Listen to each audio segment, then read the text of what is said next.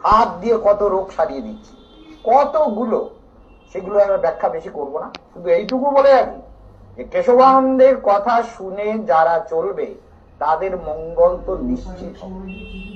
সেই জন্য সর্বং মায়াময়ম জগৎ আব্রহ্মস্তম্ভ পর্যন্তম সর্বম মায়াময়ম জগৎ। তাহলে সব মায়াময়। মায়া মানে কি? মিথ্যা। মা মানে না, ইয়া মানে ইহ। যাহা তুমি দেখিতেছ ইহা সত্য নয়।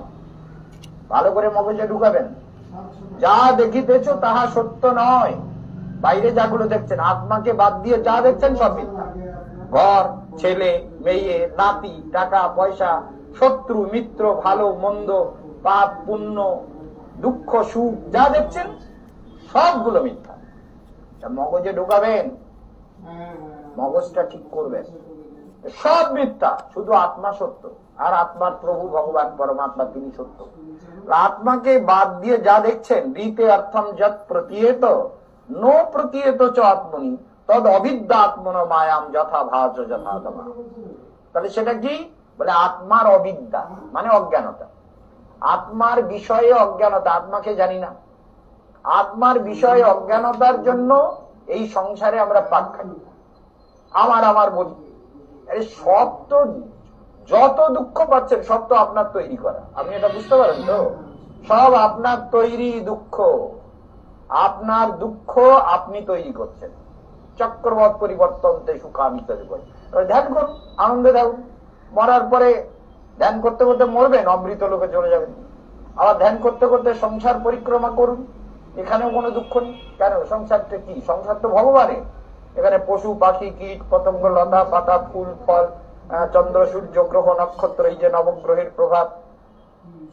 প্রতিদিন আজকে 7 তারিখ থেকে যারা যারা ভাগ্য বিচার করতে আসবেন সকালের দিকে আসুন। রবিবার দুবেলা পাবেন। অন্যদিন যেহেতু প্রোগ্রামটা আমাকে স্টুডিও গিয়ে রেকর্ডিং করতে হচ্ছে, সেটা বিকেল বেলা এলে আপনাদের 3টের আগে ঢুকতে হবে।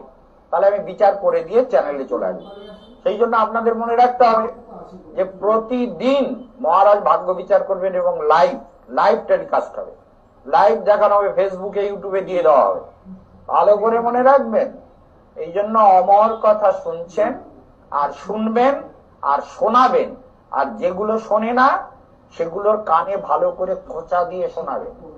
শোনো, এটাই মঙ্গলের পথ, আর কোনো পথ নেই। এই রাজনীতি, এই সমাজনীতি, এই নীতি উমুক নীতি তুমুক নীতি, এই সন্দেশখালীর পাপীগুলোর যত কিছু গন্ডগোল, এসব দেখতে পাচ্ছেন তো? এইসবের পরিণাম, সব কর্মের ফল ভোগ করতে হবে। বুঝতে পারছেন? যা করছেন অবশ্যমেব ভোক্তব্যম কৃতম কর্ম শুভাশুভম। যা কিছু কর্ম করিতেছ ইহার ফল তোমাকেই ভোগ করিতে হইবে, এটা মনে রাখিবেন। সেই জন্য পাপ কাউকে ছাড়ে না, পাপ কাউকে ছাড়ে না। অনাচার, দুরাচার, ব্যভিচার, কদাচার, এই মায়েদেরকে অবজ্ঞা করা, মায়েদের অপমান করা, মায়েদের জীবন পথে নানান রকম ডিস্টার্ব করা, এগুলো কোনোটাই আপনাকে ছেড়ে দেবে না। আপনাকে মনে রাখতে হবে এই জীবনটা ভগবানকে সাধনা করার জন্য পেয়েছেন। যদি ভগবানকে সাধনা করতে পারেন তাহলেই মঙ্গল, তা না হলে সব গেল, সব গেল। ধরে রাখতে পারবেন না তো? কিছু ধরে রাখতে পারবেন? কোনো কিছু ধরে রাখতে পারবেন? কেউ কাউকে ধরে রাখতে পারবেন? সমুশ্রয়া, বুঝেছেন? এক জায়গায় করবেন তো ছড়িয়ে যাবে, ছড়িয়ে যাবেই। একবার দেখছেন না, পরিবারের সবাই এক হলো, বেশ আমরা জন্মালাম ছোটবেলা, বাবা মা দিদি দাদা বোন ছোট ভাই বড় ভাই কাকা তমুক তমুক তমুক ভাইপো ভাইজি ইত্যাদি। তারপরে যে যত বড় হতে থাকলো, যার যার কার্যের প্রয়োজনে সব ছড়িয়ে গেল, তাই না? যার যার স্বার্থের জন্য যে যার মতো চলতে শুরু করলো। এটাই তো জগৎ, এটাই তো মায়াম জগৎ। বুঝতে পেরেছেন? এই জন্য এসব যাত্রা করবেন না, যাত্রা পার্টির নামে কোনো ভোট টোট দেবেন না। এই জন্য সবাই মিলে মনে রাখবেন যে যাত্রা পার্টিতে ভোট দেওয়া যায় না, ভালো পার্টিতে ভোট দেবেন।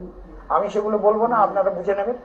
এই জন্য মনে রাখবেন, তেনে ব্রহ্মহৃদা আজ আদি কবয় মুহ্যন্তি যৎসুরায়। তেনে ব্রহ্মহৃদা, ভগবান ব্রহ্মার হৃদয়ে দিব্য জ্ঞান প্রদান করলেন।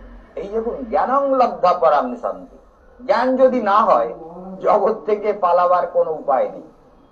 জ্ঞান লাভ না হলে, এই যে কেশবানন্দ যে জ্ঞান দিচ্ছে বৃন্দাবন থেকে, যে প্রতিদিন গীতার ব্যাখ্যা করেছে, সবাই শুনেছেন তো?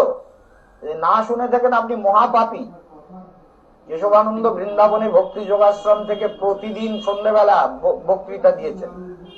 কেশবানন্দের বক্তৃতা যারা শোনে না তারা তো সত্যি সত্যি পাপী, কারণ ওগুলো তো জীবন্ত কথা, সাধনার কথা, অমৃতের কথা। ওগুলো এমন লজিক যার কোনো ব্যাখ্যা নেই। যারা শোনে তারা বুঝতে পারে যে মহারাজ কি বলছেন। সেই জন্য মনে রাখবেন, অন্যয় এবং ইতর মানে মুখ্য এবং গৌণ রূপে সৃষ্টিটা কে নিয়ন্ত্রণ করে? বলে কেশবানন্দ মহারাজ। বলে না, ভগবান, যার সব ঐশ্বর্য আছে। বুঝতে পেরেছেন? কেশবানন্দের কিছু ঐশ্বর্য আছে, তপস্যার কিছু ঐশ্বর্য আছে, জ্ঞানের কিছু ঐশ্বর্য আছে, অর্থের কিছু ঐশ্বর্য আছে, ভক্তের কিছু ঐশ্বর্য আছে।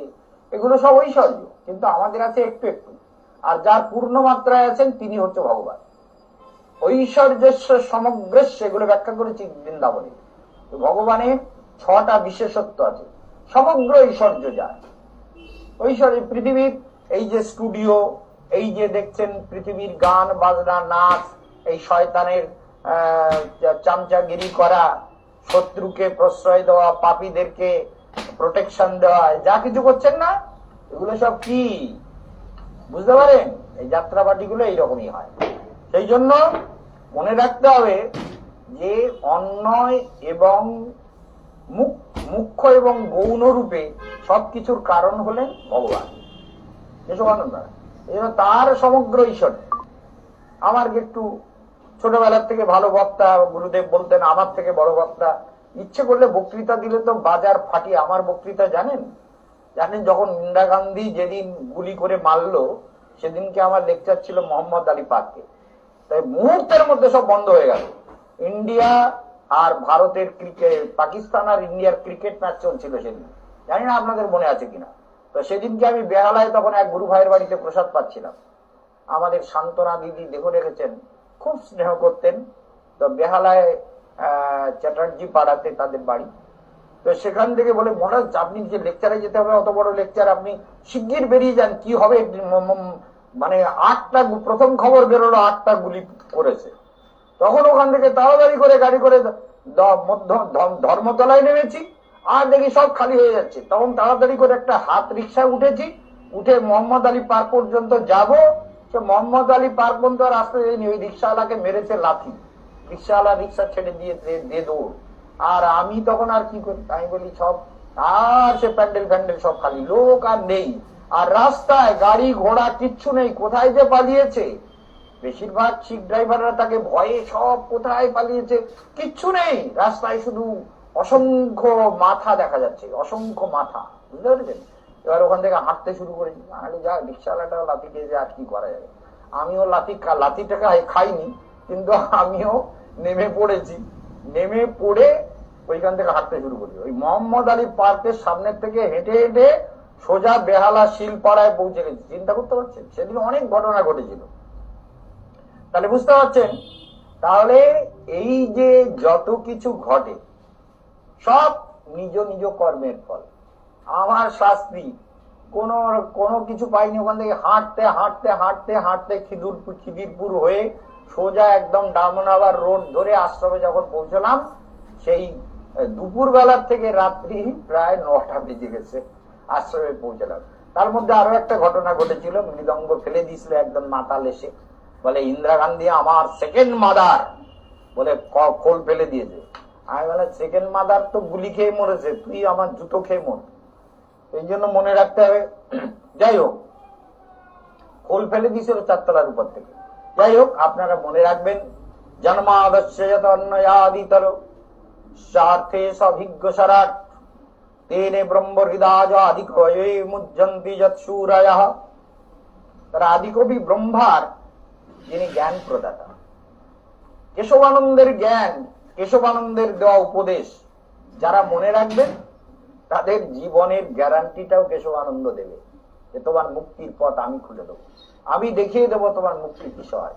সেই জন্য আজকে শনিবার, এই শনিবারে আপনারা অবশ্য রূপে আমার কথা শুনছেন, কালকে সকালেও শুনতে পাবেন। সোমবার মঙ্গলবার হবে না, বুধ বৃহস্পতি শুক্র শনি রবি এই 5 দিন প্রতিদিন 6:30 থেকে 7টা প্রোগ্রাম হবে। সেই জন্য আপনারা যারা ভাগ্য বিচার করবেন তারা দেখবেন ফেসবুকে ইউটিউবে আমি যত ভাগ্য বিচার করব তার থেকে একটা দুটো লাইভ দিয়ে দেবো, একদম দেখতে পাবেন কিভাবে ভাগ্য বিচার হচ্ছে, কিভাবে কবচ পড়ানো হচ্ছে, এগুলো মোটামুটি আপনাদের লাইভ দিয়ে দেবো।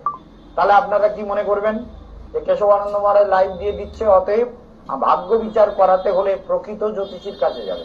ধূর্ত মার্কা জ্যোতিষী, ছল জ্যোতিষী, কত রকম ভাবে লোকের পয়সা নেবে, ধান্দা করবে, সেই সব জ্যোতিষীর কাছে গিয়ে নিজে বঞ্চিত হবেন না।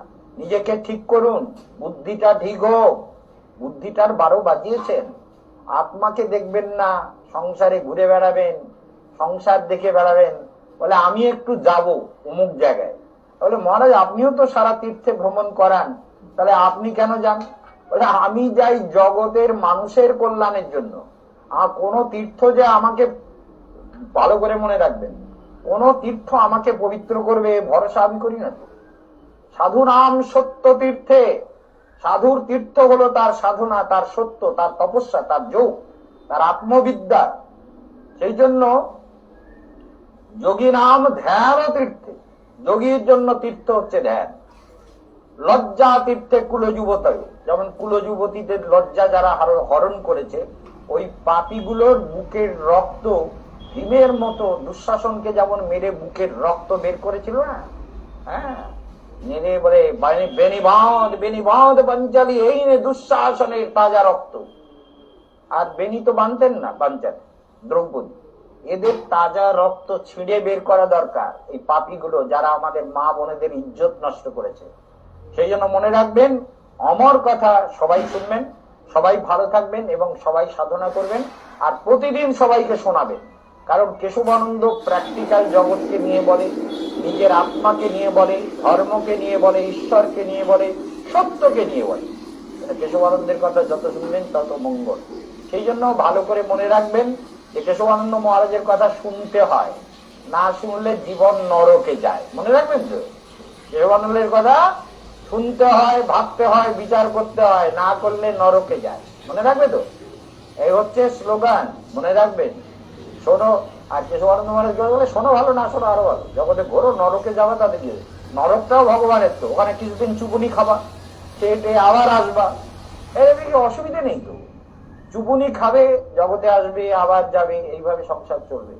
সেই জন্য সেই যে সরাট স্বতন্ত্র পুরুষোত্তম ভগবান, যিনি বিশ্বকে কন্ট্রোল করছেন, আর তারই অংশ আমি আত্মা, আমি আমার আত্মাকে দেখার জন্য যদি খোঁজই না করি, নিজের আত্মার অন্বেষণ যদি না করি, তাহলে জীবনটা বেকার হয়ে যায়।